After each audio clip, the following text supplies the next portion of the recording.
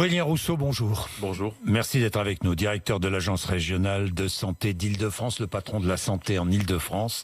Ma première question sera directe. Quel est ce matin le taux d'occupation des malades Covid dans les services de réanimation des hôpitaux d'Île-de-France? Écoutez, ce matin, on a en réanimation 474 malades.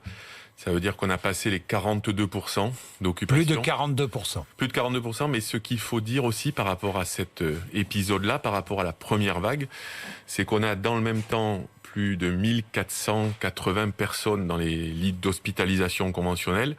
On en a 672 dans les lits de soins de suite et de réadaptation et presque une centaine en psychiatrie.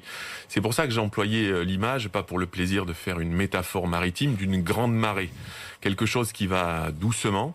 Elle arrive. Mais qui arrive et qui est très large. Et comme dans les grandes marées, quelquefois on pense qu'on a le temps. Et en fait, à la fin, il y a une course contre la montre. Et on est à ce moment-là dans lequel on s'engage dans cette course contre la montre. Là, on s'engage dans une course contre la montre pour ne pas être submergé par cette grande marée. C'est ce que vous nous dites ce matin. Oui, absolument, parce que ces personnes-là, elles vont se dégrader. Et puis, simultanément, on a des taux et des résultats d'incidence et de positivité. Donc, c'est-à-dire, on a par exemple aujourd'hui à Paris, chez les 20-30 ans, on a plus de 800 cas positifs pour 100 000. Le seuil d'alerte, c'est 50.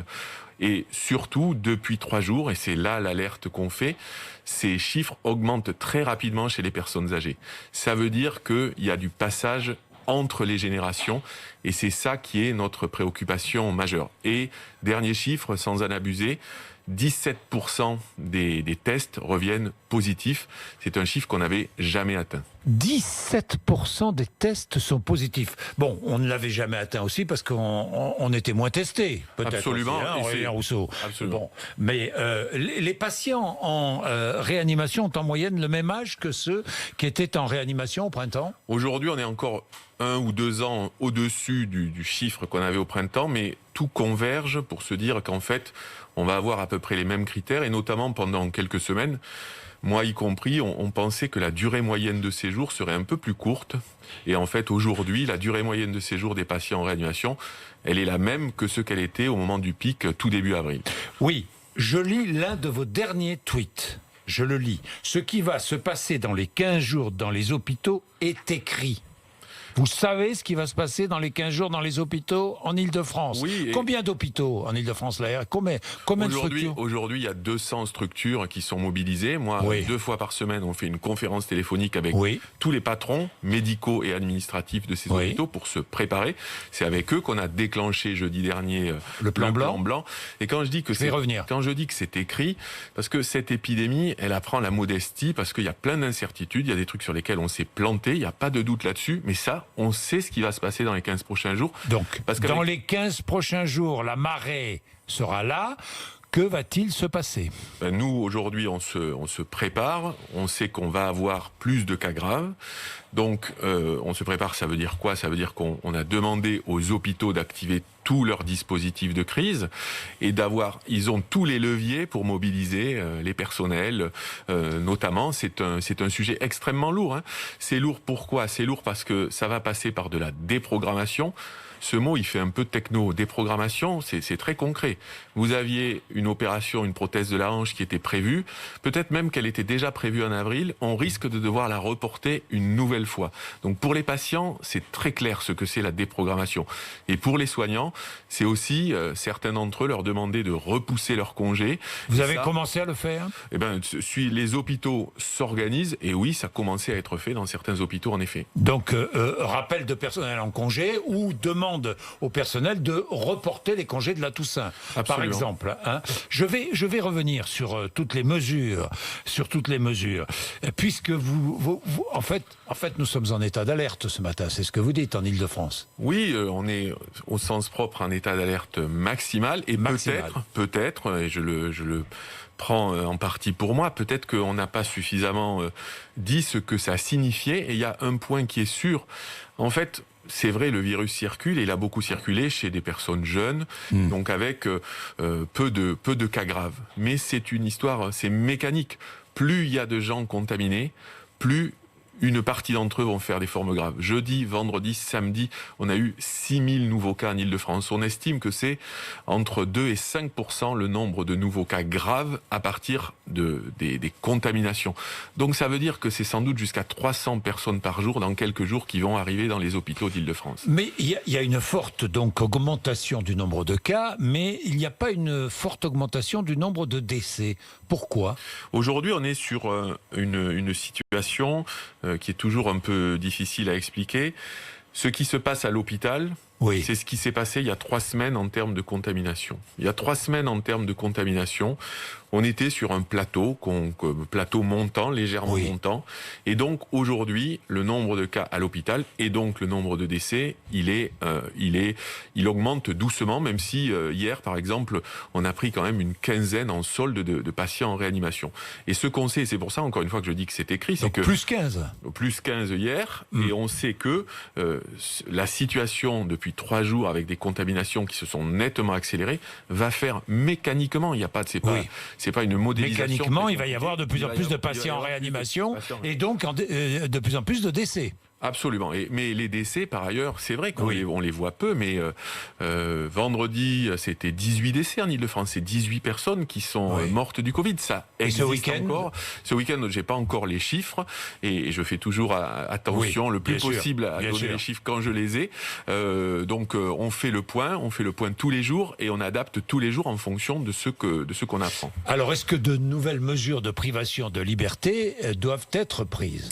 Moi, je pense d'abord, et je vais répondre à votre question, je pense d'abord que peut-être qu'on doit encore progresser pour comprendre que on a ça entre les mains quand même.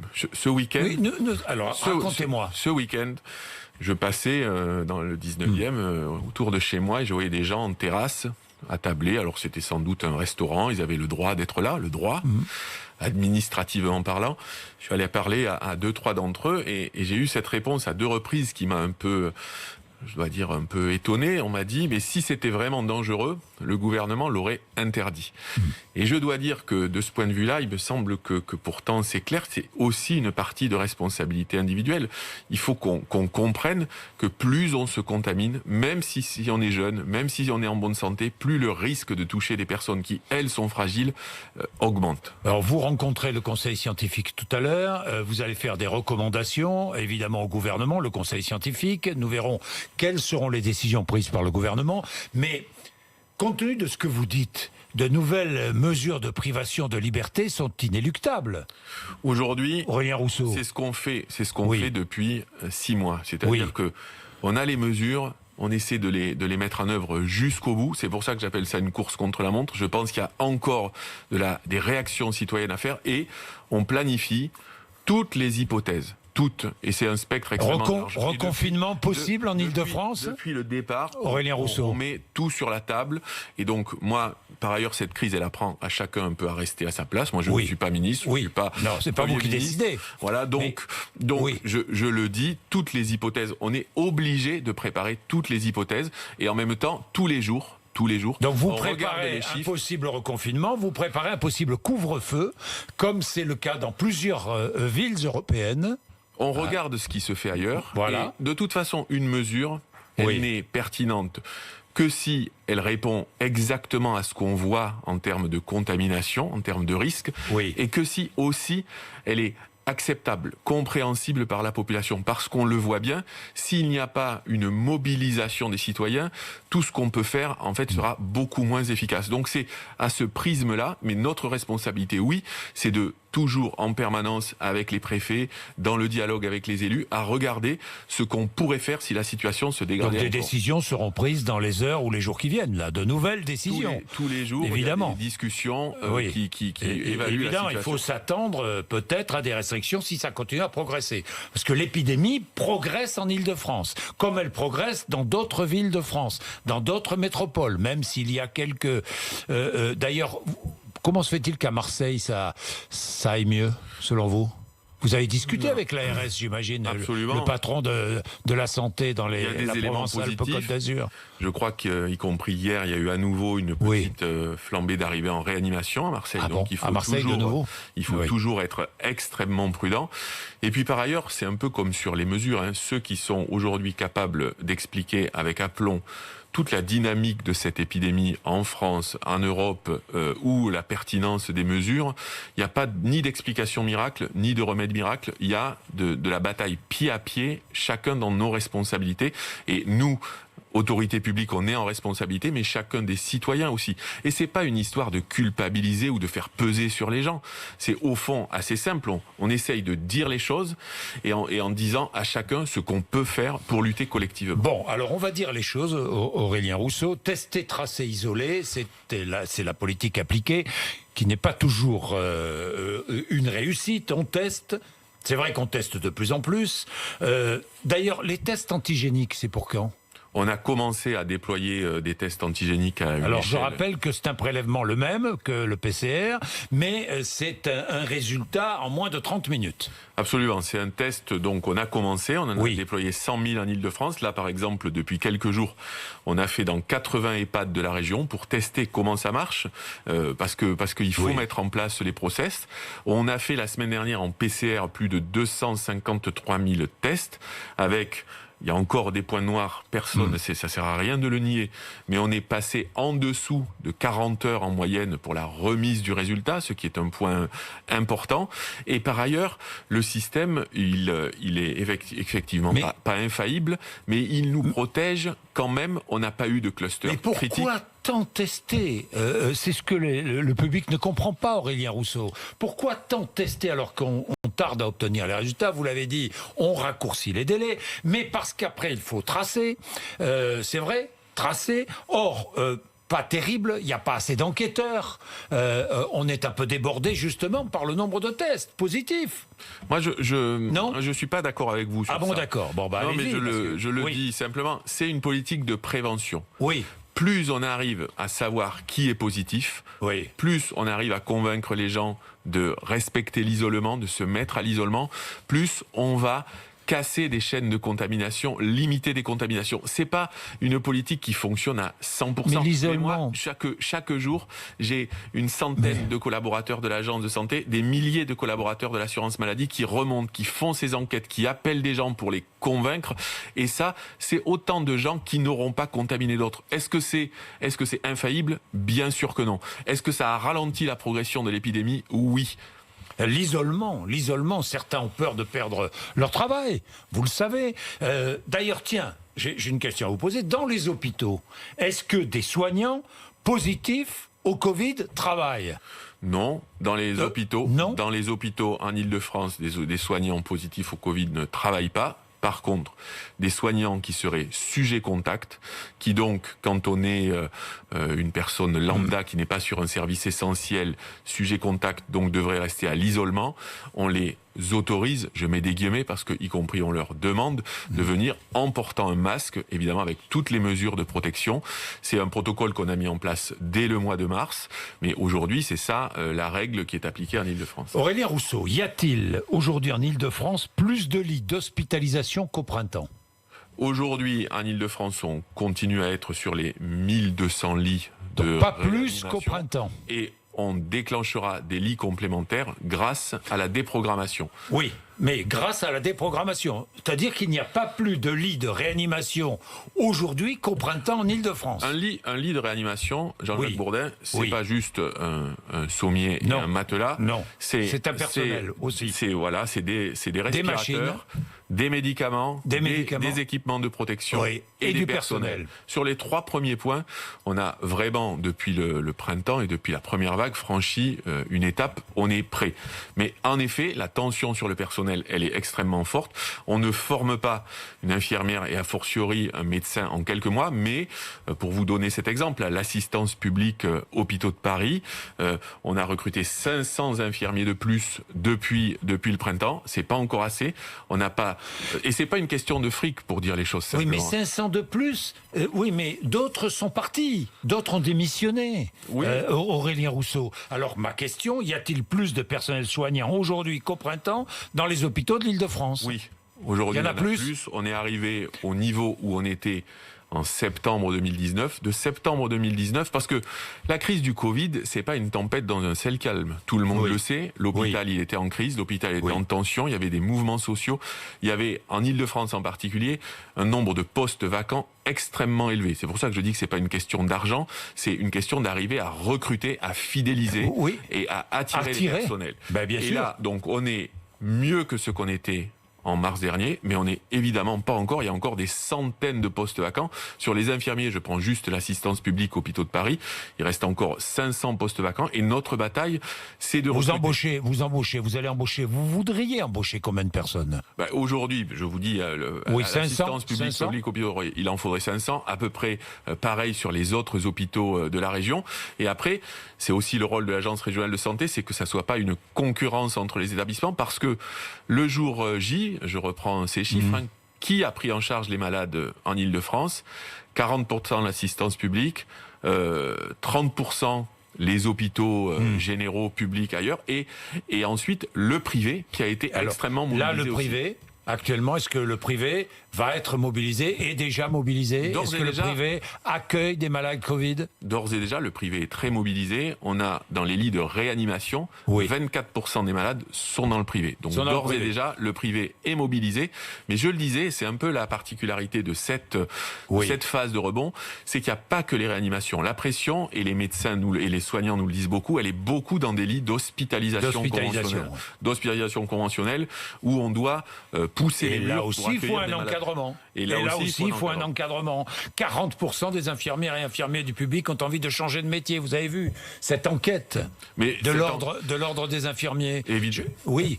Ne vous inquiète pas? Ah, mais bien sûr que si, ça m'inquiète. Ça m'inquiétait avant la crise du Covid. Il y a eu depuis des annonces extrêmement fortes qui ont été faites. C'est pas des annonces dans le vide. Il y a eu déjà un effet sur la fiche de paie, comme on dit, en septembre, avec déjà une première augmentation. Il y en aura une deuxième en mars. Est-ce que ça suffit? Bien sûr que non. On a des tas de mesures à prendre. Il y a 8 milliards d'euros qui seront mis chaque année en plus sur l'hôpital, et notamment l'hôpital public, mais à court terme. Et les témoignages sont bouleversants quand on lit les témoignages des soignants sont bouleversants sur ce qu'ils ont vécu. Et c'est vrai que c'est pour ça que quand on dit à nos concitoyens, respectez les gestes barrières, limitez vos interactions sociales, c'est pour les soignants. On est moins prêt, on est plus prêt techniquement à accueillir cette deuxième vague, mais est-ce qu'on est moins prêt humainement à l'accueillir? Non, je pense qu'on est Parce que quand je lis, je suis inquiet, tout le monde est inquiet quand on lit les déclarations des infirmiers, des infirmières, des médecins qui accueillent les malades et qui disent on est épuisés moralement, on n'y arrivera pas. Mais évidemment, et moi je suis inquiet, et par ailleurs c'est bouleversant ces témoignages. Donc si je dis qu'on est plus prêt, c'est parce que par ailleurs on connaît mieux le virus, on connaît mieux les thérapeutiques, on sait mieux prendre en charge, on sait mieux adapter, mais évidemment le poids du sujet ressources humaines est fondamental, et donc c'est pour ça que ce sont les mêmes soignants qu'on applaudissait tous les soirs, et moi c'est pour ça que je dis à nos concitoyens, mais je le dis et je me mets dedans, réduire nos interactions sociales, c'est quoi? C'est mercredi soir, j'avais un dîner avec des amis qui étaient prévus depuis des mois parce qu'ils passaient à Paris. Eh ben, ça fait mal, mais on l'annule parce qu'on sait que sinon, on va faire courir un risque. Ces amis, ils sont jeunes, ils sont plutôt en bonne santé, donc on peut se dire, après tout, c'est pas grave. Mais en fait, si, ça fait courir un risque complémentaire. C'est ça. Et ça, c'est pour les soignants. C'est évidemment pour les malades, mais pour les soignants qu'on doit faire ça. Les EHPAD sont prêts? Les EHPAD, je pense, sont eux aussi plus près. Avec un protocole sanitaire extrêmement strict. Aujourd'hui, on a en Île-de-France, il y a 700 EHPAD, il y en a 127 dans lesquels il y a au moins un cas de Covid, donc ce sont 127 sur 700. Et ça, depuis plusieurs semaines, le chiffre ne bouge pas. Et là, il faut aussi rendre vraiment un coup de chapeau. On parle souvent des soignants à l'hôpital. Il faut parler des soignants et des personnels administratifs dans les EHPAD qui font un boulot extraordinaire. Et donc nous, notre boulot, c'est qu'il n'y ait aucun huis clos, qu'on les aide autant qu'on peut pour les accompagner dans cette période. Je termine avec la campagne de vaccination contre la grippe qui commence demain. en Ile-de-France comme dans toute la France, qui commence demain. Est-ce qu'il ne faudrait pas rendre ce vaccin obligatoire pour les personnels de santé? Aujourd'hui, nous, notre conviction, c'est que il faut convaincre.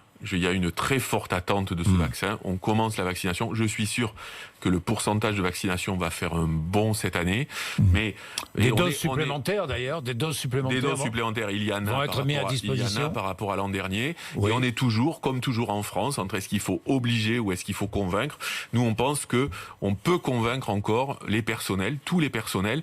Je veux dire, par exemple, à l'EHPAD, la vaccination, elle est très forte et je suis certain qu'elle sera encore plus forte cette année.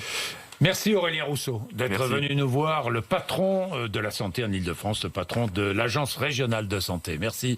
8h54.